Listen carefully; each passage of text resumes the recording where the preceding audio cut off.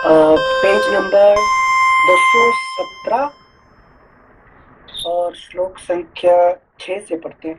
जल्दी इसको शुरू से पढ़ लें क्या, इस वाले चैप्टर को? ठीक ठीक। Okay, page number 216। त्रयोदशः सर्गः। राजा का विलाप और कैकेयी से अनुनय विनय। महाराज दशरथ उस अयोग्य और अनुचित अवस्था में पृथ्वी पर पड़े थे। उस समय वे पुण्य समाप्त होने पर देवलोक से भ्रष्ट हुए राजा ययाति के समान जान पड़ते थे।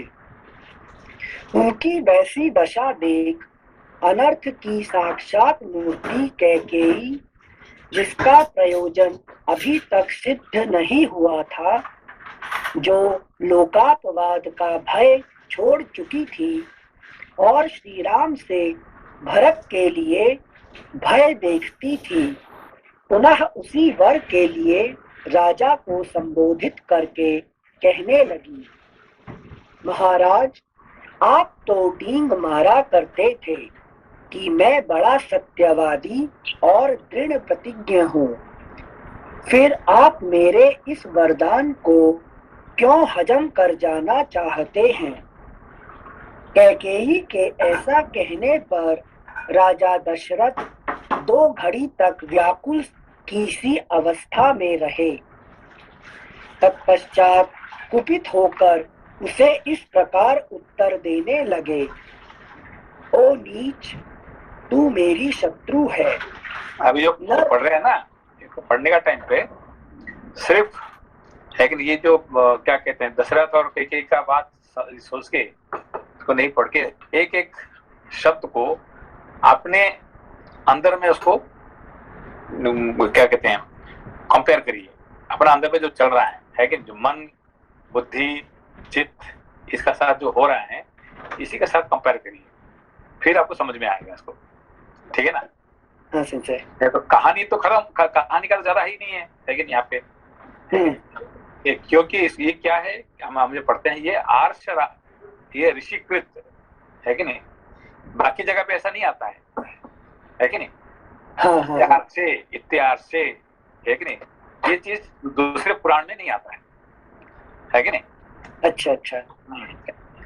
सो संजय, ऋषिकृत अगर मतलब वो नॉर्मल विषाद भी लिखेंगे तो उसका अर्थ दूसरा मीनिंग होगा उसका, जस्ट वो सांसारिक उसका अपने का अपना अंदर में ही ये सब उसको, लेकिन आपको देखना पड़ेगा, है कि नहीं? ये जितने अपने पे बात चल रहा है ये सब अपने अंदर में देखना पड़ेगा, ठीक है ना? तो फिर उसको ये आएगा, क्या कहते हैं, उसका अर्थ आएगा, ठीक है ना? तो आप समझ लिया ये तो कहानी हो, तो जैसे कभी बहुत साल पहले है कि नहीं, वो त्रेता युग में ये हुआ था कहानी, और दशरथ में ऐसे वो ये हो गया था, कैकेयी ऐसे किया था, है कि नहीं, ऐसा सोचेंगे तो फिर उसका कोई मतलब नहीं रहेगा, ठीक है ना? यस संजय, फिर अगर उस सबसे अप्लाई करें तो जैसे कैकेयी ने एक टॉपिक दे दिया कि उनको अभीष्ट है कि भरत को राज्य मिले और राम वन में जाए, लेकिन बार बार वो जैसे दशरथ को वापस लेके आती कि आप तो डींग मारते हैं, कि आप सत्यवादी हैं। तो अगर मैं उसकी अनुभूति अपने अंदर करूं, मतलब मन ही कचोटता रहेगा कि ये कर लो। हमेशा जब भी आप देखिए ये पढ़ने के बाद नेक्स्ट टाइम क्या करेंगे कि आपका अंदर में जब ये देखेंगे कि जो कोई भी अच्छे कर्म करने जाते हैं तो फिर आपका मन क्या क्या जवाब देते हैं, क्या क्या लॉजिक देते हैं, यही लॉजिक आपको मिलेगा, आपको दर्शन मिले, ठीक है ना? अभी जो पढ़ रहे हैं वो बात उस टाइम पे आपको याद आ जाएगा, फिर क्या करेंगे, फिर आप सतमार्ग में जाने के लिए आपको चांस मिल जाएगा। अच्छा ऐसे हुआ था, है कि नहीं, दशरथ ने ऐसे उसको मान लिया था, तो पहले से हमको उसको बात सुनना नहीं चाहिए था, जब तक खत्म ना हो, जब तक राम है कि नहीं राज्याभिषेक नहीं हुए, तब तक हमको कैकेयी का बात सुनना, उसके पास जाना ही नहीं है कि वही तो जाता था, है कि नहीं? ये मतलब मन का विषय बनने ही नहीं देना। क्योंकि वहां गलती क्या था कि भाई जब तक तुमने निश्चित कर लिया कि कल मैंने राम को राज्याभिषेक करना है, ठीक है ना, तो अब अभी तक तो पता ही नहीं है, तो पहले से उसका कब बात करते थे उससे, है कि नहीं भाई, तो मैं उससे थे, नहीं पूछा, सब कुछ निश्चित कर दिया, सब कुछ कर लिया, अब रात को उसके पास जाके उसको पूछने का क्या जरूरत है उसको? राइट राइट राइट, ये गलती हो गया उनका, है कि नहीं? समझ गए सिंसे, थैंक यू सिंसे।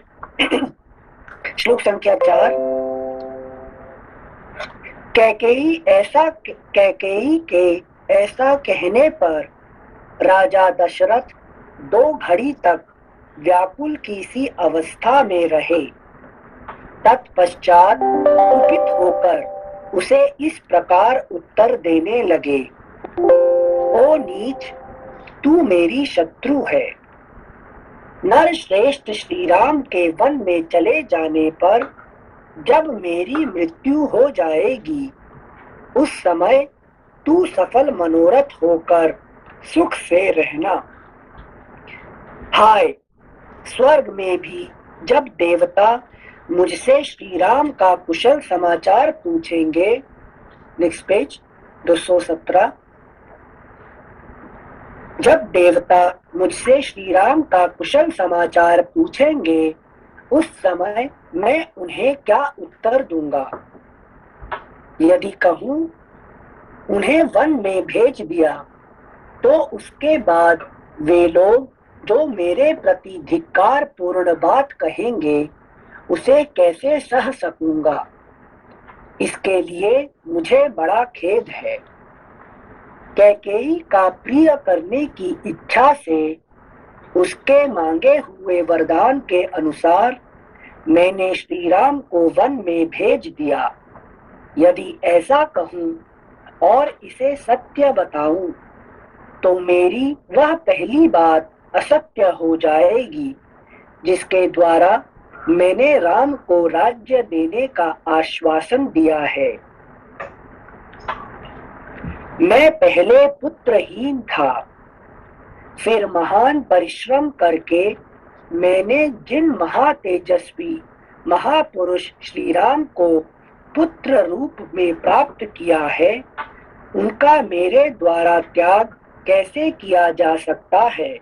अभी समझे बात, ये जो है कि नहीं, मैंने पहले पुत्रहीन था, मगर बहुत परिश्रम करके, भाई पुत्र पैदा करने के लिए परिश्रम करना पड़ता है क्या? मतलब अगर कॉन्शियसली करो तो करना पड़ता है। हाँ, नहीं, यहाँ पे बात ये होता है कि ये अपने को एक होता प्रारब्ध होता है और एक पुरुषार्थ होता है, ठीक है ना? प्रारब्ध और पुरुषार्थ। तो प्रारब्ध क्या होता है? प्रारब्ध के लिए कोई पुरुषार्थ करना जरूरी नहीं है, अपने आप जन्म हो ही जाएगा, है कि नहीं? मगर पुरुषार्थ करने के लिए परिश्रम करना पड़ता है, ठीक है ना? अच्छा, कोई भी पुत्र पैदा करना है तो प्रारब्ध में अपने आप आ ही जाएगा, राइट। मगर राम जैसे पुत्र पैदा करना है तो फिर आपको पुरुषार्थ करना पड़ेगा, परिश्रम करना पड़ेगा, ठीक है ना? और सिर्फ एक बार पुत्र पैदा कर लिया तो अब छोड़ूं कैसे, उसे वन में भेजूं कैसे? ये दूसरी, जैसे कल आप एग्जाम्पल दिए थे ना हमारे जीवन का, है कि नहीं? नमस्ते संजय। नमस्ते नमस्ते संजय, तो मतलब ये राम जी को पैदा करने के लिए कौशल्या और दशरथ जी ने मतलब पुरुषार्थ किया था, ठीक है ना? पुरुषार्थ से ऐसे है कि नहीं, उसको क्या करना पड़ा? पुत्र कामेष्टि यज्ञ करना पड़ा, है कि नहीं? ऐसे पैदा नहीं हुए थे, उसको पुत्र कामेष्टि यज्ञ करके, है कि नहीं, फिर उनको पैदा किए थे, ठीक है ना? हाँ, धन्यवाद संजय। तो इसके मतलब क्या है कि हमको कोई भी सत्य जब हम क्या कहते हैं, मोक्ष के लिए, ज्ञान के लिए अपने को बहुत परिश्रम करना पड़ता है, ऐसे नहीं आ जाता है कि नहीं? अपने आप आ जाता है, कभी आ जाएगा अपने आप, है कि नहीं? हमारी जिंदगी में ज्ञान आ जाएगा, अपने आप मोक्ष आ जाएगा? नहीं आएगा। इसलिए कोई भी ज्योतिष नहीं बता सकता आपको मोक्ष कब होगा। बता सकता है कोई ज्योतिष? नहीं संजय। ज्योतिष ये बता सकता है कि लेकिन आपका कितना पुत्र होगा, कितना कन्या होगा, क्या, ये सब बता देंगे, मगर कब आपका मोक्ष होने वाला है उस संसार में कोई ज्योतिष नहीं बता सकता है, ठीक है ना? क्योंकि वो प्रारब्ध की बस की बात नहीं है। धन्यवाद संजय। Thank you Sanjay. संजय, यहाँ पर जैसे अगर मोक्ष के कॉन्टेक्स्ट में देखें तो एक बार हमें अंडरस्टैंडिंग आ जाए कि पुरुषार्थ मोक्ष ही है, फिर प्रारब्ध उसके बाद हावी नहीं होगा, अंडरस्टैंडिंग आने के बाद। हाँ नहीं, तो जो जो जिंदगी में जो ज्योतिष बता सकता है, ये सब क्या प्रारब्ध के अंदर में है। और जो ज्योतिष नहीं बता सकता है, उसको पुरुषार्थ के द्वारा प्राप्ति हो सकता है। ठीक है ना? हाँ। ओके सेंसे, जैसे आप अभी आएगा, हम सेंटेंस दोबारा से पढ़ते हैं। मैं पहले पुत्रहीन था, फिर महान परिश्रम करके मैंने जिन महातेजस्वी महापुरुष श्री राम को पुत्र रूप में प्राप्त किया है, उनका मेरे द्वारा त्याग कैसे किया जा सकता है? ठीक है। अहंकार क्या की है कि नॉर्मली हमारे अहंकार क्या करता है, जो मेरा मर्जी आता है, मेरा मन में आता है, मैं वही करता हूँ। ठीक है ना? तो कौन मुझे कहने वाला कौन है कि नहीं? ये अहंकार की ये रहता है। क्यों? वो पुत्र, उसको कहते हैं पुत्रहीन, कहते हैं उसको। पुत्र मतलब कोई विचार आ गया, मुझे ये करना है कि रेस्पॉन्सिबिलिटी जब आ जाता है तो फिर इसको क्या कहते हैं, उसको पुत्र आ गया, उसको रेस्पॉन्सिबल आ जाता है। तो फिर है कि नहीं, अहंकार जो मर्जी वही नहीं कर सकता है कि I have to do because I have a duty. ठीक है ना? कुछ करने के लिए है कि नहीं? इसको पुत्र कहा जाता है। Thank you Singh, thank you. श्लोक संख्या 9। जी नमस्ते। नमस्ते नमस्ते। जी एक थोड़ा सा मैं एक श्लोक पीछे जा रहा हूँ। आपने जो एक बताया कि जो भी प्रारब्ध है वो तो ज्योतिष बता सकता है, परंतु जो पुरुषार्थ है वो ज्योतिष नहीं बता सकता। ये तो बड़ी बहुत ही गूढ़ बात एकदम लग रही है। तो इसीलिए क्या जो है, मतलब थोड़ा सा इसका प्रैक्टिकल लाइफ में अगर देखें तो सब कुछ जो लिखा रहता है या उसमें ज्योतिषी में ज्योतिष से बताया जा सकता है, वो सब नहीं होता, उसको भी हम चेंज कर सकते हैं। इसका अर्थ ये है क्या? नहीं, जो प्रारब्ध में है उसको कुछ भी चेंज नहीं कर सकते हैं, है कि नहीं? आप 1% भी चेंज नहीं कर सकते हैं जो प्रारब्ध में है। ठीक है ना? मगर जो प्रारब्ध में नहीं है उसको ही पुरुषार्थ, जैसे कि फॉर एग्जाम्पल आप अपना पिता माता को चेंज कर सकते हैं क्या? फादर एंड मदर नहीं कर सकते जी। हाँ, नहीं कर सकते हैं। आपका जन्मभूमि को बदल सकते हैं क्या? नहीं बदल सकते। हाँ जी, नहीं बदल सकते। मृत्यु को जगह बदल सकते हैं क्या? नहीं बदल सकते जी। हाँ जी। आपका हाइट बदल सकते हैं क्या? नहीं। हाँ जी। मगर वेट बदल सकते हैं। देखिए, हाइट नहीं बदल सकते हैं मगर वेट बदल सकते हैं। ठीक है ना?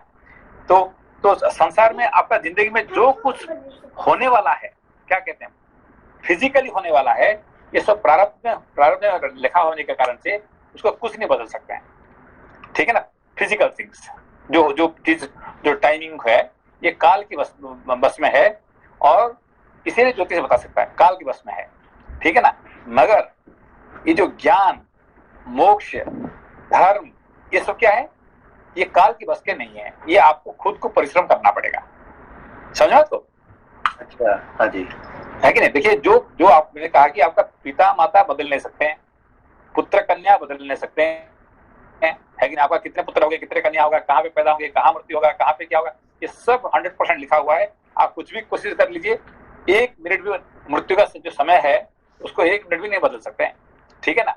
मगर आपका जो पुरुषार्थ कहते हैं, पुरुषार्थ किसको कहते हैं? आपका ज्ञान, मोक्ष, धर्म, लेकिन ये जो चीज आपका चिंता, ये आप बदल सकते हैं। फिजिकल थिंग बदल ले सकते हैं। समझ में आया दोनों का चीज? भैया जी। हाँ जी। हाँ हाँ।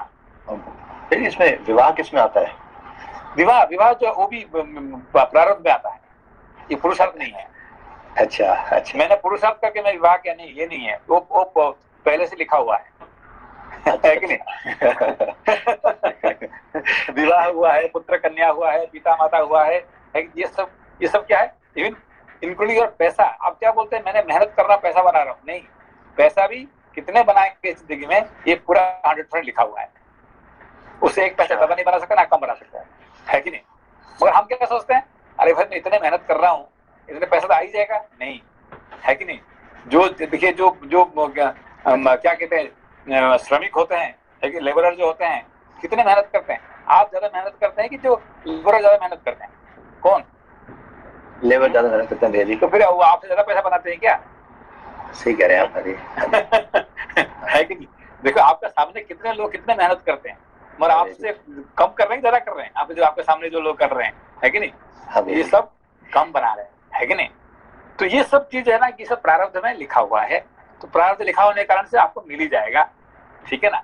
ये इसका अर्थ ये नहीं कि हम चुपचाप बैठ जाएंगे, भाई हम सब प्रारब्ध लिखा हुआ हम काम क्यों करेंगे, है कि नहीं, हम तो सो जाएंगे तो अपने आप आ ही जाएगा, नहीं वो बात नहीं है कि नहीं, अपने को तो कर्म करना पड़ेगा, है कि नहीं। अच्छा हाँ हाँ हाँ भाई, ये आखिर वाली बात आपने बड़ी इंपॉर्टेंट कही कि अगर प्रारब्ध में है इसका मतलब मिल ही जाएगा, हाँ। ये भी सोच के कर्म करना नहीं छोड़ना है, हाँ। क्योंकि वरना तो ये लोग नहीं करना चाहिए। हाँ हाँ जी, मगर इतने विश्वास है कि मुझे पे तो ऐसा ही मिल जाएगा, जैसे कहते हैं कि अजगर करे ना चाकरी, पंछी करे ना काम, दास बोलो क्यों कहे सबके दाता राम। ये आपने मान लिया कि मुझे जो मिला मिल ही जाएगा, इतने विश्वास है तो कुछ करना जरूर नहीं है, काम करना जरूर नहीं है कि नहीं। तो फिर राम राम भजन करो और सारे मिल ही जाएगा। मगर इतने विश्वास करके आप कर सकते हैं क्या? नहीं, आप हम क्या करते हैं, आलसी में बैठ जाएंगे और क्या करते हैं, खा पी के सोएंगे, शरीर ये होगा तो फिर वो उल्टा चलेगा, है कि नहीं। इतने विश्वास हो तो आपको मिल ही जाएगा, है कि नहीं। थैंक यू भैया जी। Thank you. श्लोक संख्या 9। जो हमारे यहाँ पे एक एम्बेसडर थे, तो उनका क्या करते, हर महीने में उनको यज्ञ कराना था, एक यज्ञ करते थे, है कि नहीं। तो एम्बेसी का जब प्रतिष्ठा हुआ है हमको बुलाते थे, जहाँ उनका ये घर पर जो कुछ होता हम बुलाते थे, तो वो जब भी बुलाते थे हम जाते थे, उस टाइम करते थे। तो कहते कि आप क्या पंडित का काम करते हैं कि आप जापान में क्या आप है कि यही काम करके आपका ये होता है क्या, रोजगारी होता है क्या? मैं क्या मैंने इससे से पैसा नहीं लेता हूँ, मैं फ्री में काम करता हूँ, ये काम और मेरा अलग है। अच्छा, तो आपका क्या है? मैंने कहा मेरा अपना कंपनी है, मेरा अपना बिजनेस है, मैं कर रहा हूँ। तो आपका बिजनेस है क्या? तो बिजनेस तो फिर आप जब भी हम बुलाते आप आ जाते हैं, कैसे ऐसे होता है कि नहीं? आपका कर्म कौन करता है?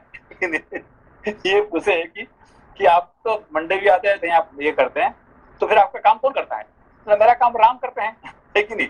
मैं राम का काम करता हूँ, मेरा काम राम करते हैं, है कि नहीं। तो वो तो ये राम करते, ये क्या बात कर रहे हैं? मैंने कहा देखो भाई, जब मैं काम करता हूँ जितने पैसा मिलता है, राम काम करते में ज्यादा पैसा मिल जाता है। ये सच बात है कि जब मैं यज्ञ में जाता हूँ, कभी भजन में जाता हूँ, कभी क्या कहते हैं सत्संग में आता हूँ, तो मुझे ज्यादा पैसा मिलता है कि नहीं। और मैं खुद काम करूंगा तो कम मिलता है। कहता यार कि आपको बात कुछ समझ में नहीं आता मेरे को। है कि देखिए, हमेशा अभी रथ यात्रा होगा, मंडे में होगा, तो मंडे को मेरा अपना काम छोड़ के मैं मंडे में जाकर रथ यात्रा करने के लिए, है कि नहीं, पूरा दिन वो आ जाएगा। तो फिर मेरा काम कौन करेगा? मेरा राम करेंगे, है कि नहीं।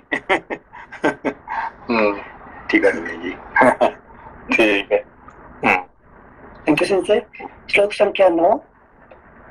जो शूरवीर, विद्वान, क्रोध को जीतने वाले और क्षमा परायण हैं, उन कमल नयन श्री राम को मैं देश निकाला कैसे दे सकता हूँ।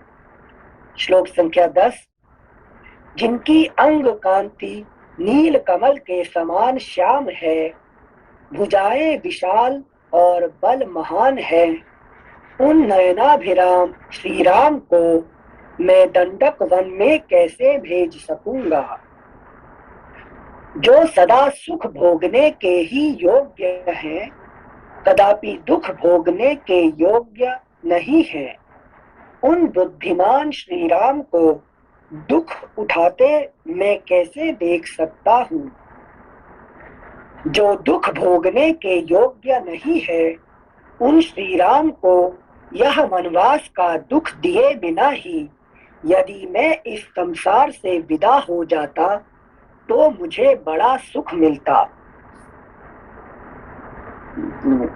जो दुख भोगने के योग्य नहीं है, उन श्री राम को यह वनवास का दुख दिए बिना ही यदि मैं इस संसार से विदा हो जाता तो मुझे बड़ा सुख मिलता। मतलब मोक्ष के पुरुषार्थ को छोड़े बिना अगर मैं शरीर छोड़ देता तो एनलाइटन हो जाता। नहीं, ये बात आपने गीता में पढ़े थे, याद है कि नहीं, है कि नहीं। तो ये अर्जुन का प्रश्न क्या था कृष्ण को कि अगर मैं इस मार्ग पर चलता हुआ, आप एक जापानीज में वर्ड बोले थे चिंकू, अब भूल गई, एक वर्ड आता है, अगर मैं इस मार्ग पर आगे बढ़ते हुए शरीर मेरा मतलब मैं शरीर छोड़ देता हूँ तो मेरी क्या गति होगी? क्या गति होगी, ठीक है ना। मैं तो अभी मोक्ष का कोशिश कर रहा हूँ और मेरा मृत्यु हो जाए बीच में, फिर तो मैं ना इधर का होगा ना उधर का होगा, है कि नहीं। इस जिंदगी में एंजॉय नहीं कर पाया, क्योंकि इसका चक्कर में जाके क्या करे, ये मोक्ष का चक्कर में जाके, ज्ञान का चक्कर में जाके मैं तो एंजॉय नहीं कर पाया, मेरा जिंदगी तो वहां से खत्म हो गया और अभी मोक्ष प्राप्त नहीं किया मैंने, है कि नहीं। फिर मेरा क्या होने वाला, है कि नहीं। ये गीता में अर्जुन का ही प्रश्न है कि नहीं। तो भगवान क्या कहते हैं, सुचिनाम सीमताम गेहे योग भ्रष्ट विजायते, है कि नहीं। जो योग भ्रष्ट होता है वो फिर अगला जन्म में सब कुछ जैसे यहाँ से जहां से उसने छोड़ा था वहीं से स्टार्ट करना पड़ेगा, है कि नहीं। जीरो से नहीं है, एक से नहीं है, जहां उसने छोड़ा था वहीं से शुरू करेगा, ठीक है ना। हाँ सिंसे, थैंक यू सिंसे। मतलब इसीलिए वो प्रार्थना कर रहे हैं कि इससे अच्छा तो मैं देह छोड़ देता कि उसको भेजने से पहले, है कि नहीं, मेरा तो ये हो जाए तो मेरा कितना अच्छा होगा, ठीक है ना। उद्धार हो जाता। हाँ सिंसे, थैंक यू सिंसे। श्लोक संख्या 12। जो दुख भोगने के योग्य नहीं है उन श्री राम को यह वनवास का दुख दिए बिना ही यदि मैं इस संसार से विदा हो जाता तो मुझे बड़ा सुख मिलता। श्लोक संख्या 13। देखिए यहाँ पे जो दशरथ का जो है दो चीज उनका देखिए, एक होता है उनका राम के प्रति बहुत प्यार है, एक नंबर प्यार है, और दो नंबर प्यार किसका है, ये कैकेयी के प्रति, है कि नहीं। ये दोनों जो है ये ऑपोजिट टू वन अदर, ठीक है ना। तो उसके लिए उसको उनको क्या मिलता है, दोनों ही मिलता है। दुख मिलता है क्यों, क्योंकि कैकेयी से प्यार किए, और सुख मिलता है, आनंद मिलता है क्यों, और राम से प्यार किए, है कि नहीं। इन्होंने कहा कि नहीं सबसे मैं ज्यादा प्यार किसको करता हूँ, राम, और दो नंबर तुम्हें प्यार करता हूँ। उसका मतलब एक दुख और सुख दोनों दुख और सुख दोनों साथ साथ मिलते जा रहे हैं, है कि नहीं। सिंसिल की एक चीज बताइए, आपने बताया था ना गीता में भी आया था कि मन ही वो मित्र है जो मोक्ष दिला सकता है। तो यहाँ कैकेयी मदद कर रही है क्या दशरथ जी को मोक्ष मिलने में? हाँ, एक तरह से तो मदद ही कर रहे हैं, एक तरह से, है कि नहीं। क्योंकि उससे क्या होता है कि अच्छा हुआ कि मरने से पहले ये इन्होंने पता चल गया कि कैकेयी कौन है। तो प्यार के साथ साथ वो मरते थे तो फिर अगला जन्म में फिर क्या होता था, फिर और उसको नीचे गिरने वाले थे, है कि नहीं। इससे अच्छा है कि उन्होंने उसको त्याग कर दिए, है कि नहीं। मरने से पहले कैकेयी को त्याग करके उसको पूरा जिंदगी से निकाल के उन्होंने मृत्यु पाए, जिसकी वजह से राम जी के साथ उनका जोड़ना होता है। कैकेयी इसके साथ उनको, है कि नहीं, मन को पूरा मार देते हैं, मार के, है कि नहीं, ज्ञान मोक्ष के साथ उन्होंने जोड़ के जाते हैं। इसीलिए उन्होंने, लेकिन ऊपर ऊर्ध्वलोक उनका गति होता है, ठीक है ना। थैंक यू सिंसे, थैंक यू सिंसे। श्लोक संख्या 13। ओ पाप पूर्ण विचार रखने वाली पाषाण हृदया कैकेयी, सत्य पराक्रमी श्री राम मुझे बहुत प्रिय हैं। तू मुझसे उनका विछोह क्यों करा रही है? अरे ऐसा करने से निश्चय ही संसार में तेरी वह अपकीर्ति फैलेगी जिसकी कहीं तुलना नहीं है। इस प्रकार विलाप करते करते राजा दशरथ का चित्त अत्यंत व्याकुल हो उठा। इतने में ही सूर्यदेव अस्ताचल को चले गए और प्रदोष काल आ पहुंचा। वह 3 पहरों वाली रात यद्यपि चंद्रमंडल की चारु चंद्रिका से आलोकित हो रही थी तो भी उस समय आर्त होकर विलाप करते हुए राजा दशरथ के लिए प्रकाश या उल्लास न दे सकी। बूढ़े राजा दशरथ निरंतर गर्म उच्छ्वास लेते हुए आकाश की ओर दृष्टि लगाए आर्त की भांति दुखपूर्ण विलाप करने लगे। नक्षत्र मालाओं से अलंकृत कल्याणमयी रात्रि देवी, मैं नहीं चाहता कि तुम्हारे द्वारा प्रभात काल लाया जाए। मुझ पर दया करो, मैं तुम्हारे सामने हाथ जोड़ता हूँ, अथवा शीघ्र बीत जाओ, क्योंकि जिसके कारण मुझे भारी संकट प्राप्त हुआ है उस निर्दय और क्रूर कैकेयी को अब मैं नहीं देखना चाहता। कैकेयी से ऐसा कहकर राजधर्म के ज्ञाता राजा दशरथ ने पुनः हाथ जोड़कर उसे मनाने या प्रसन्न करने की चेष्टा आरंभ की। कल्याणमयी देवी, जो सदाचारी, दीन, तेरे आश्रित, गतायु, मरणासन्न और विशेषतः राजा है, ऐसे मुझ दशरथ पर कृपा कर। एक बार फिर से प्रति से, कल्याणमयी देवी, जो सदाचारी, दीन, तेरे आश्रित गतायु, मरणासन्न और विशेषतः राजा है, ऐसे मुझ दशरथ पर कृपा कर। ये अहंकार मन से कह रहा है, मन से कह रहा है कि मुझे कृपा कर। क्यों? क्योंकि मैं राजा क्यों बता रहे अपने को? अब वो दशरथ राजा है। ओके ओके, दशरथ राजा है और अहंकार भी राजा है ना। हमारी जिंदगी का राजा कौन है? आपका जिंदगी का राजा कौन है? आईनेस, यस सुनते हैं, आई है कि नहीं? हर चीज में आप क्या कहते हैं? मैं, है कि नहीं?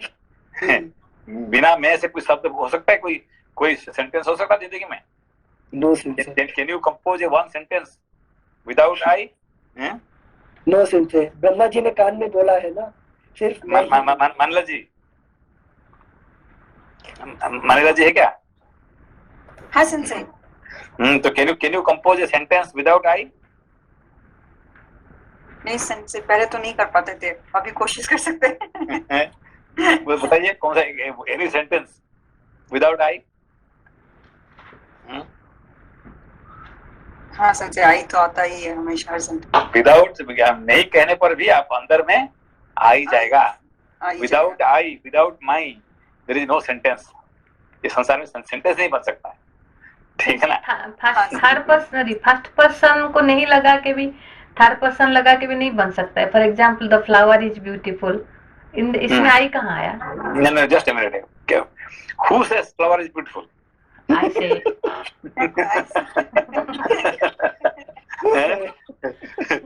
say. If I say no, this flower is not beautiful, then what will happen? Can you आप तो मुझे क्लीन बोल्ड कर दिए फिर। नहीं। I said it's beautiful. अभी हम कहेंगे नहीं, this flower is not beautiful, अभी है कि नहीं? वो हमारे घर में जो फ्लावर है ना, वो अच्छा है, ये बिल्कुल अच्छा ही नहीं है, इज नॉट ब्यूटीफुल। तो फिर क्या होगा? वहां पे लड़ाई हो जाएगा, ठीक है ना? तो without I there is no sentence at all in the world, ठीक है ना? तो इसलिए राजा कौन है? अहंकार राजा है। Thank you sir. श्लोक संख्या 21। सुंदर कटी प्रदेश वाली के कय नंदिनी, मैंने जो यह श्री राम को राज्य देने की बात कही है, वह किसी सूने घर में नहीं, भरी सभा में घोषित की है। अतः बाले, तू बड़ी सुहृदय है, इसलिए मुझ पर भली भांति कृपा कर, जिससे सभासदों द्वारा मेरा उपहास ना हो। Next page 218। देवी प्रसन्न हो जा, कजरारे नेत्र प्रांत वाली प्रिय, मेरे श्री राम तेरे ही दिए हुए इस अक्षय राज्य को प्राप्त करें, इससे तुझे उत्तम यश की प्राप्ति होगी। पृथुल नितंब वाली देवी, सुमुखी सुलोचने, यह प्रस्ताव मुझको, श्री राम को, समस्त प्रजा वर्ग को, गुरुजनों को तथा भरत को भी प्रिय होगा, अतः इसे पूर्ण कर। राजा के हृदय का भाव अत्यंत शुद्ध था, उनके आंसू भरे नेत्र लाल हो गए थे और वे दीन भाव से विचित्र करुणाजनक विलाप कर रहे थे, किंतु मन में दूषित विचार रखने वाली निष्ठुर कैकेयी ने पति के उस विलाप को सुनकर भी उनकी आज्ञा का पालन नहीं किया। इतनी अनुनय विनय के बाद भी जब प्रिया कैकेयी किसी तरह संतुष्ट न हो सकी, और बराबर प्रतिकूल बात ही मुंह से निकालती गई, तब पुत्र के वनवास की बात सोचकर राजा पुनः दुख के मारे मूर्छित हो गए और सुध बुध खोकर पृथ्वी पर गिर पड़े। इस प्रकार व्यथित होकर भयंकर उच्छ्वास लेते हुए मनस्वी राजा दशरथ की वह रात धीरे धीरे बीत गई। प्रातःकाल राजा को जगाने के लिए मनोहर वाद्यों के साथ मंगलगान होने लगा, परंतु उन राज शिरोमणि ने तत्काल मनाही भेजकर वह सब बंद करा दिया। इस प्रकार श्री वाल्मीकि निर्मित आर्ष रामायण आदि काव्य के अयोध्या कांड में 13वां सर्ग पूरा हुआ। जैसे आप एक जो प्रसंग आ रहा है कि राम जी कैकेयी को कह रहे हैं कि मैंने सभा के समक्ष अनाउंस कर दिया है, सबके सामने में, कोई खाली घर में है कि नहीं, कि अंधेरे घर में नहीं, क्या मैंने सबके सामने, सारे है कि नहीं राजपुरुष थे, सारे सभासद थे, सारे देशवासी, सबके सामने मैंने ये कह दिया है कि नहीं। इसलिए मैं कहाँ भागू, है कि नहीं। राइट है। जैसे हम पूजा में संकल्प करते हैं और सबका आवाहन करते हैं, तो हम जब संकल्प करते हैं, क्या कैसे संकल्प करते हैं, सारे देवताओं को बुलाते हैं, सारे है कि नहीं ऋषि महर्षि सबके सामने, हमारे पितृ है कि नहीं, सबको सामने हम संकल्प करते हैं, ठीक है ना। ओके, तो संजय मन को क्यों बता रहे कि मैंने ऐसा कर दिया, तू मुझे धर्म संकल्प कर दिया, इसीलिए मुझे तू फिर बाद में मत फंसा अभी फिलहाल, है कि नहीं, मैंने तो संकल्प कर चुका हूँ, है कि नहीं। Thank you Sanjay. चतुर्दशः सर्गः। देखिए अभी जैसे कि जो दशरथ का जो अवस्था है, ये किसके साथ अभी है, उनका लास्ट मुहूर्त, है कि नहीं, लास्ट समय जो है किसके साथ है, कैकेयी के साथ है, ठीक है ना। अभी ऐसे हालत में वो मरेंगे तो क्या होगा, है कि नहीं, सीधा नर्क में जाने वाले, नर्क में, हाँ, है कि नहीं। क्यों? क्योंकि नर्क के साथ वो मरेंगे, है कि नहीं। मगर वो नर्क नहीं जा रहे, वो स्वर्ग जा रहे हैं। क्यों जा रहे हैं? क्योंकि वो उसके साथ रहते हुए भी उसको उन्होंने निंदा कर रहे हैं, उनको छोड़ दे रहे हैं और राम को सामने रख के वो मर रहे हैं, ठीक है ना। तो इसीलिए, है कि नहीं, इसीलिए उनका स्वर्गवास होता है, ठीक है ना। मतलब फिजिकली अभी जो आप आंसर दे रहे थे भैया, तो फिजिकली बोले से फिजिकली वो क्या कहते, कैकेयी का साथ थे, ठीक है ना। मगर उनका माइंड, एक्चुअली उनका जो चित्त कहाँ पे है, उनका चित्त जो है राम के साथ है कि नहीं। इसीलिए उनको कोई प्रभाव नहीं पड़ रहा है कैकेयी का, ठीक है ना। Thank you Sanjay. Next chapter, चतुर्दशः सर्गः। कैकेयी का राजा को सत्य पर दृढ़ रहने के लिए प्रेरणा देकर अपने वरों की पूर्ति के लिए दुराग्रह दिखाना। महर्षि वशिष्ठ का अंतःपुर के द्वार पर आगमन और सुमंत्र को महाराज के पास भेजना।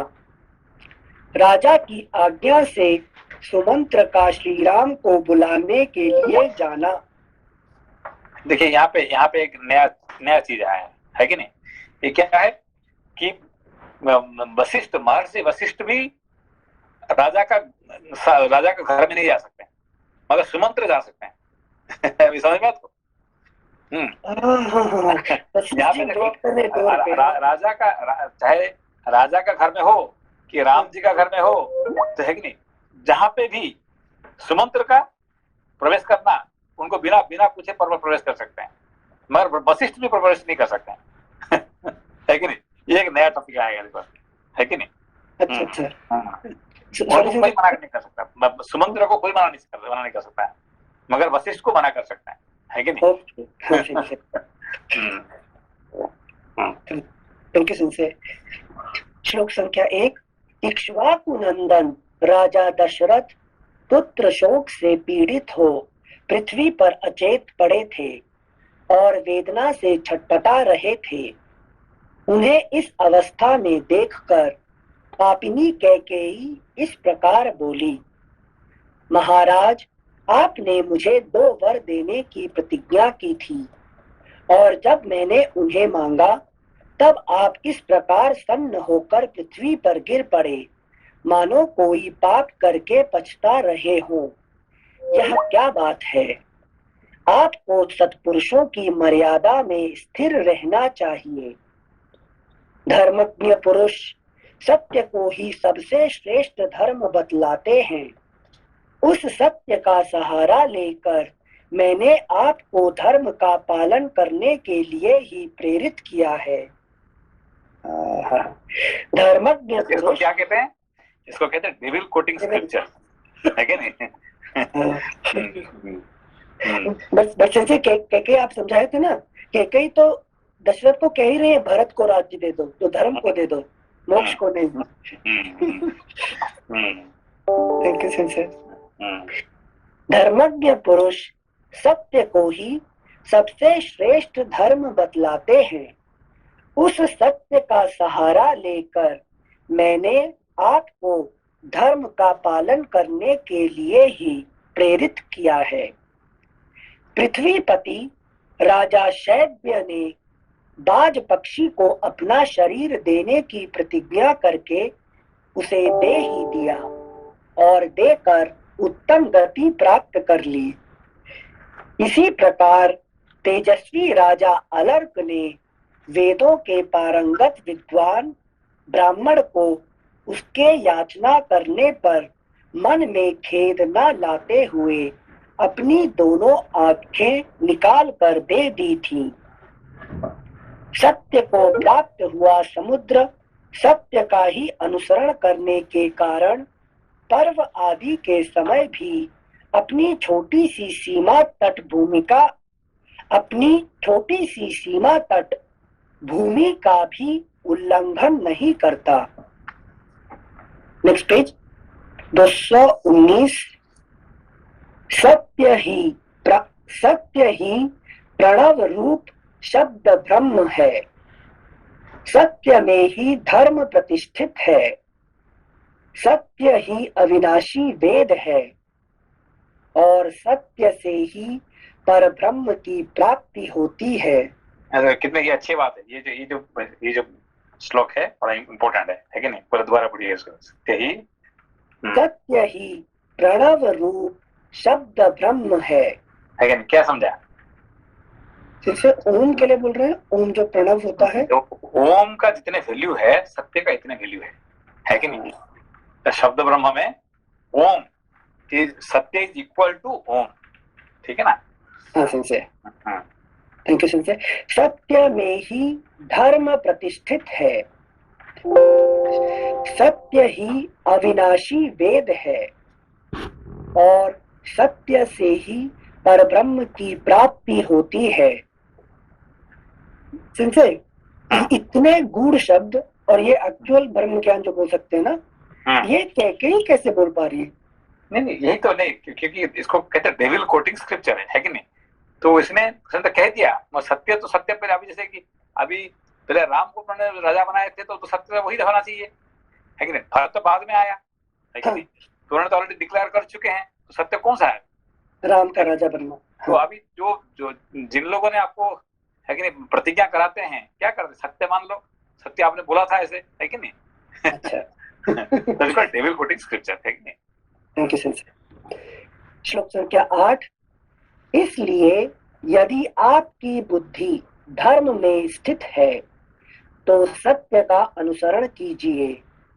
साधु शिरोमणे, मेरा मांगा हुआ वह वर सफल होना चाहिए क्योंकि आप स्वयं ही उस वर के दाता हैं। धर्म के ही अभीष्ट फल की सिद्धि के लिए तथा मेरी प्रेरणा से भी आप अपने पुत्र श्री राम को घर से निकाल दीजिए। मैं अपने इस कथन को 3 बार दोहराती हूँ।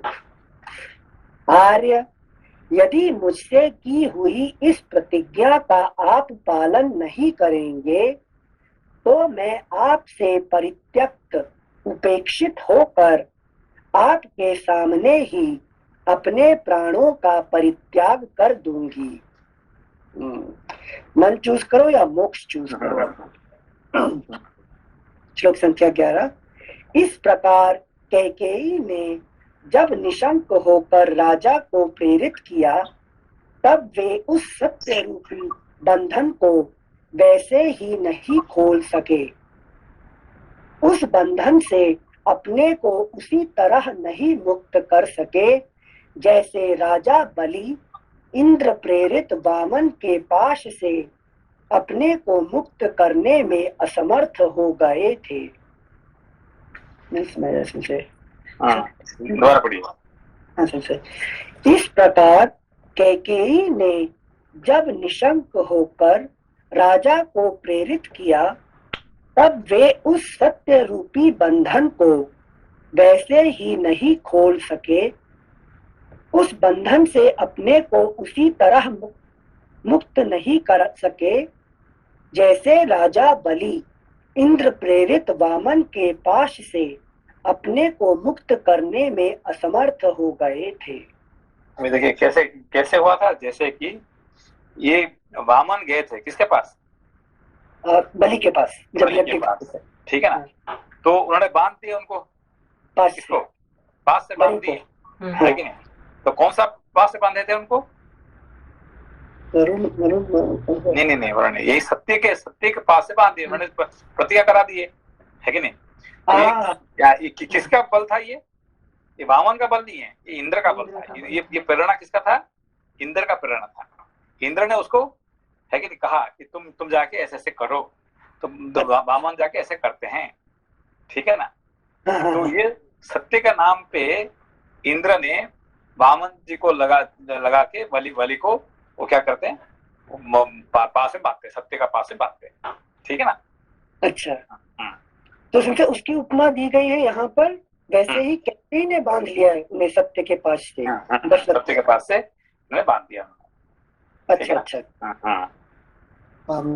इंद्र प्रेरित बोलने का मतलब है संजय, इंद्र मतलब कुछ किसी डिजायर की वजह से? नहीं, इंद्र ने नहीं एक्चुअली जो ये वामन क्यों पे थे?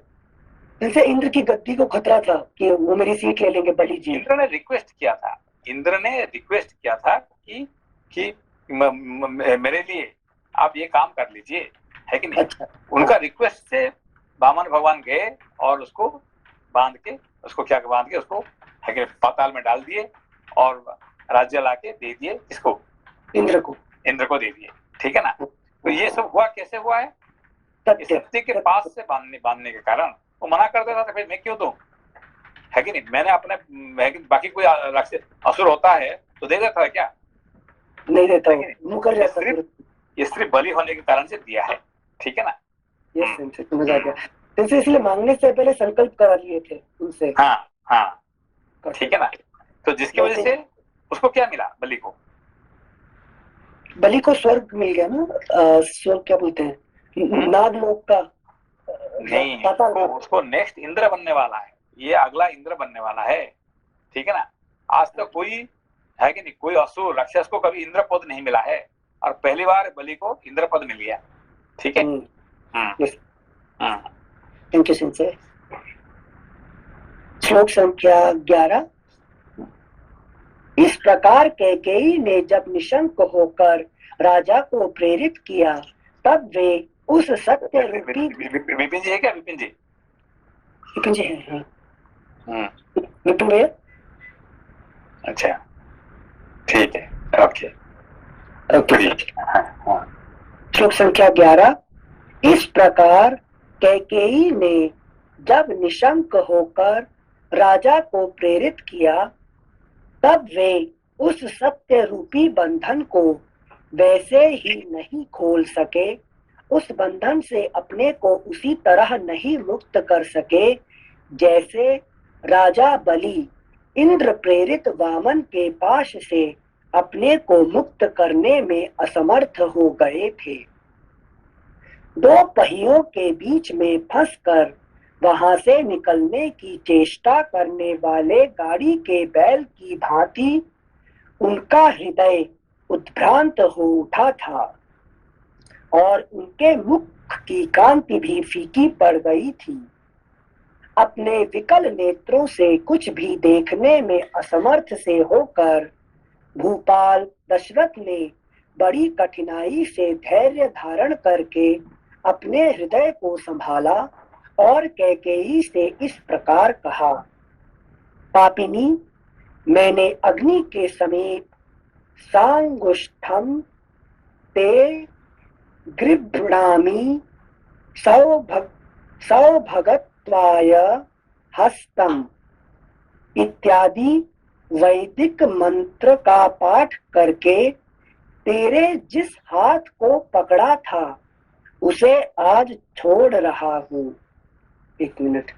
मैंने अग्नि के समीप सांगुष्ठम ते गृभृणामि सौभगत्वाय हस्तम इत्यादि वैदिक मंत्र का पाठ करके तेरे जिस हाथ को पकड़ा था उसे आज छोड़ रहा हूँ। साथ ही तेरे और अपने द्वारा उत्पन्न हुए तेरे पुत्र का भी त्याग करता हूँ। ये समझ नहीं पाया मैं सेंसी से, वो क्या मतलब कि छोड़ दिया उनको? हाँ, उन्होंने को त्याग कर दिया, मतलब खुद मंत्र पढ़ के खुद त्याग कर दिए? नहीं, जो पहले मंत्र पढ़ के उनका हाथ पकड़े थे, कौन? राजा ने जो शादी किए थे। तो क्या कर, वेद का मंत्र पढ़ के कि मैं आज से तेरा आगे नहीं अंगुष्टम मतलब अंगुष्ठ के साथ हाथ पकड़ता हूँ, मतलब आज से हम दोनों एक साथ है। जो मंत्र पढ़ के मैं शादी किया था, आज जो है मैं उसको त्याग कर रहा हूँ, कैसे करता हूँ, है कि नहीं? तो इसको छोड़ देते हैं। ठीक है। Thank you Sanjay. श्लोक संख्या 15। देवी, रात बीत गई। सूर्योदय होते ही सब लोग निश्चय ही श्री राम का राज्याभिषेक करने के लिए मुझे शीघ्रता करने को कहेंगे। सॉरी अनिल से वो वही रात को आ गए थे क्या, जब उन्होंने वशिष्ठ जी ने राम और सीता को बोले कि तुम लोग अपना तपस्या में रहो, वो इमीडिएटली आ गए थे क्या? तो ये सारे रात को हो रहा है ये घटना, दिन में नहीं। सारे प्रॉब्लम कब होता है? दिन में होता है क्या, है कि नहीं? दुनिया का सारे प्रॉब्लम कब होता है? चोर दिन में आते हैं क्या? भूत दिन में आते हैं क्या, है कि नहीं? भूत, प्रेत, चोर, डाकू सब बार भी रात को खुलता है, जिसको भी रात को खुलता है कि नहीं? सब रात का ही काम होता है, दिन में कुछ नहीं होता है कि नहीं? दिन में सूरज होने से इससे कोई गलत काम ज्यादा नहीं होता, सारे गलत काम रात में ही होता है, ठीक है ना? श्लोक संख्या 16। उस समय जो सामान श्री राम के अभिषेक के लिए जुटाया गया है उसके द्वारा मेरे मरने के बाद श्री राम के हाथ से मुझे जलांजलि दिलवा देना, परंतु अपने पुत्र सहित तू मेरे लिए जलांजलि न देना। पापाचारिणी, यदि तू श्री राम के अभिषेक में विघ्न डालेगी तो तुझे मेरे लिए जलांजलि देने का कोई अधिकार न होगा।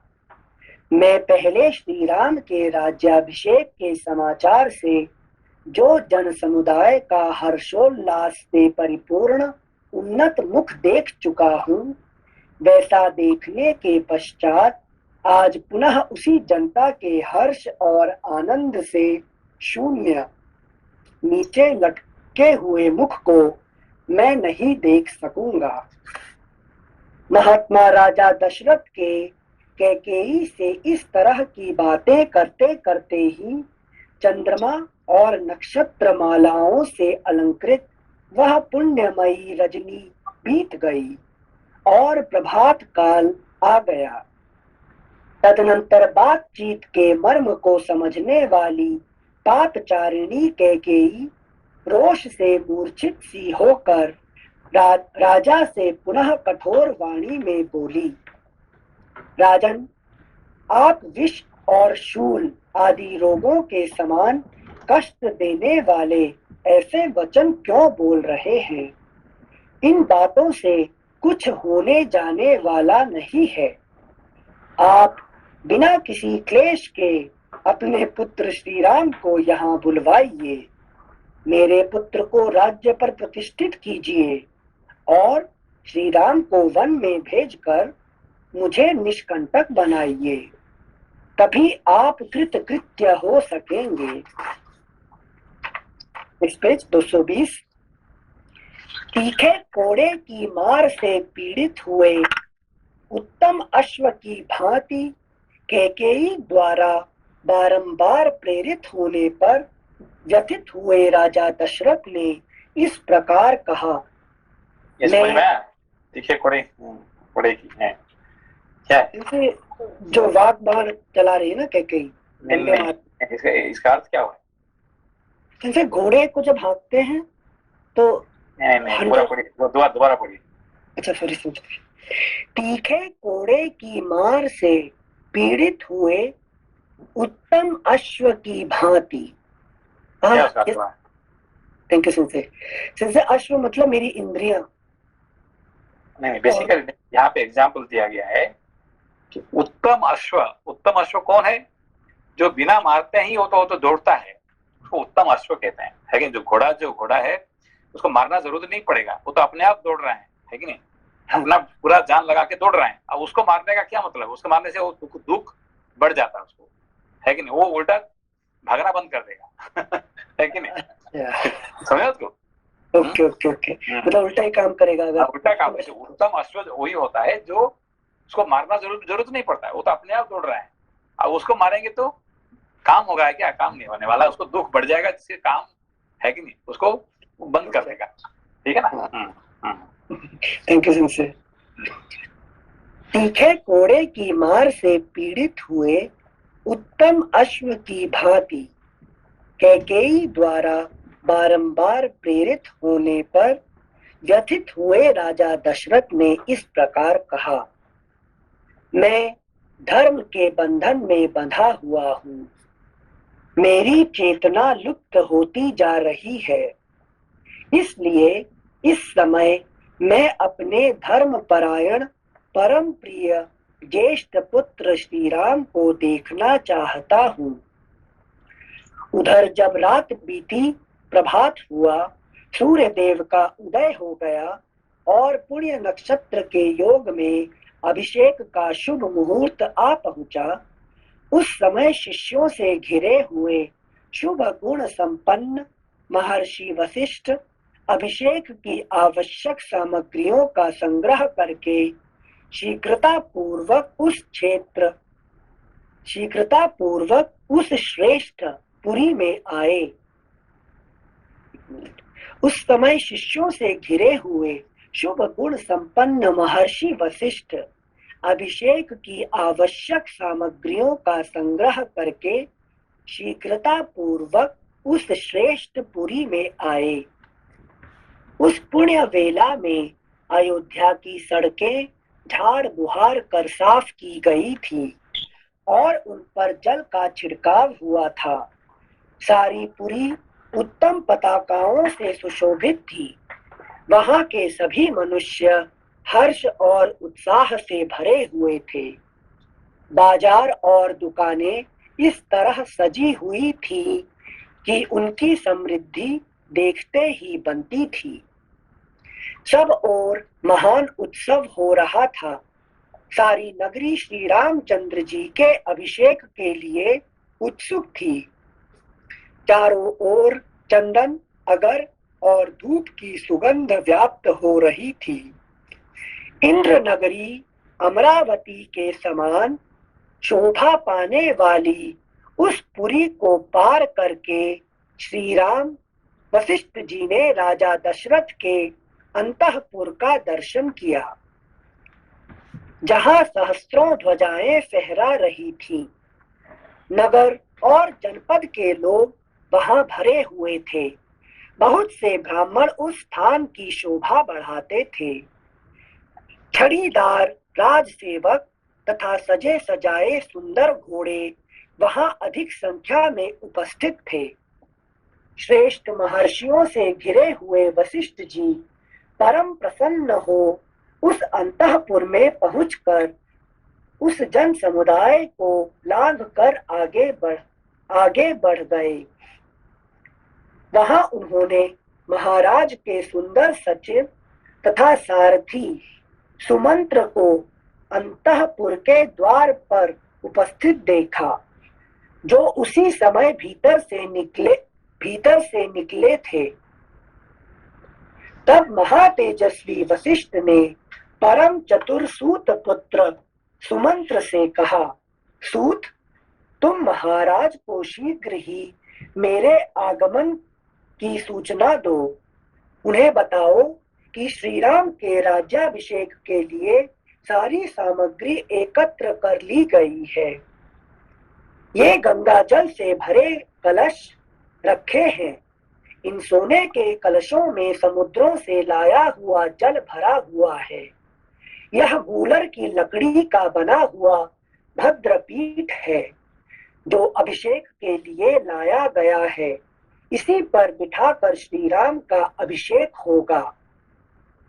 सब प्रकार के बीज, गंध, भांति भांति के रत्न, मधु, दही, घी, लावा या खीर, कुश, फूल, दूध, 8 सुंदरी कन्याएं, मतः गजराज, 4 घोड़ों वाला रथ, चमचमाता हुआ खड्ग, उत्तम धनुष, मनुष्यों द्वारा ढोई जाने वाली सवारी, पालकी आदि, चंद्रमा के समान श्वेत छत्र, सफेद चमर, सोने की झारी, सुवर्ण की माला से अलंकृत ऊंचे डील वाला श्वेत, नेक्स्ट पेज 221, ऊंचे डील वाला श्वेत पीत वर्ण का वृषभ, 4 दाढ़ों वाला सिंह, महाबलवान उत्तम अश्व, सिंहासन, व्याघ्र चर्म, समिधाएं, अग्नि, सब प्रकार के बाजे, वारांगनाएं, श्रृंगार युक्त सौभाग्यवती स्त्रियां, आचार्य, ब्राह्मण, गौ, पवित्र पशु पक्षी, नगर और जनपद के श्रेष्ठ पुरुष, अपने सेवक गणों सहित प्रसिद्ध व्यापारी, ये तथा और भी बहुत से प्रियवादी मनुष्य बहुसंख्यक राजाओं के साथ प्रसन्नता पूर्वक श्री राम के अभिषेक के लिए यहाँ उपस्थित हैं। तुम महाराज से शीघ्रता करने के लिए कहो, जिससे अब सूर्योदय के पश्चात पुण्य नक्षत्र के योग में श्री राम राज्य प्राप्त कर ले। वशिष्ठ जी के ये वचन सुनकर महाबली सूत पुत्र सुमंत्र ने राजसिंह दशरथ की स्तुति करते हुए उनके भवन में प्रवेश किया। राजा का प्रिय करने की इच्छा रखने वाले और उनके द्वारा सम्मानित द्वारपाल उन बूढ़े सचिव को भीतर जाने से रोक न सके, क्योंकि उनके लिए पहले से ही महाराज की आज्ञा थी कि ये किसी समय भी भीतर आने से रोके न जाएं। उनको कोई रोक नहीं सकता है कि नहीं? सुमंत्र जी को है कि नहीं? वो कहीं पे भी जा सकते हैं, है कि नहीं? राम जी का घर में भी प्रवेश कर सकते हैं और दशरथ के घर में प्रवेश कर सकते हैं। ओके, सिंसे तो मेरी लाइफ द्वारपाल रुकेगा नहीं। अच्छा, जो सिंसे गेट होते हैं, मतलब मेरी सिटी में जो 9 गेट या 11 गेट है, यहाँ सुमंत्र का प्रवेश करना किस रूप में बताया गया है? सुमंत्र मतलब मंत्र, जो मंत्र को है कि नहीं, कहीं कोई रुक सकता है क्या? है कि नहीं? नाम कहीं पे भी उसका कोई रोका नहीं सकता है मंत्र को, ठीक है ना? ये सिंसे इसीलिए मननाथ प्राय थे, बताए थे ना। थैंक यू सिंसे। श्लोक संख्या 45। सुमंत्र राजा के पास जाकर खड़े हो गए। उन्हें उनकी उस अवस्था का पता नहीं था, इसलिए वे अत्यंत संतोषदायक वचनों द्वारा उनकी स्तुति करने को उद्यत हुए। सूत सुमंत्र राजा के उस महल में पहले की ही भांति हाथ जोड़कर उन महाराज की स्तुति करने लगे।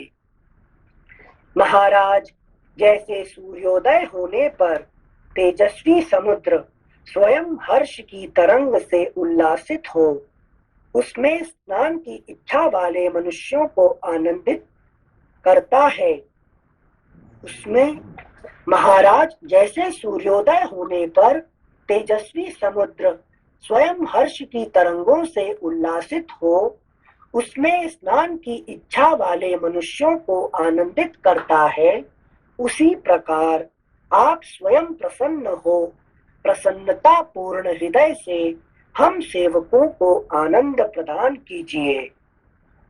देवसारथी मातली ने इसी बेला में देवराज इंद्र की स्तुति की थी, जिससे उन्होंने समस्त दानवों पर विजय प्राप्त कर ली। उसी प्रकार मैं भी स्तुति वचनों द्वारा आपको जगा रहा हूँ।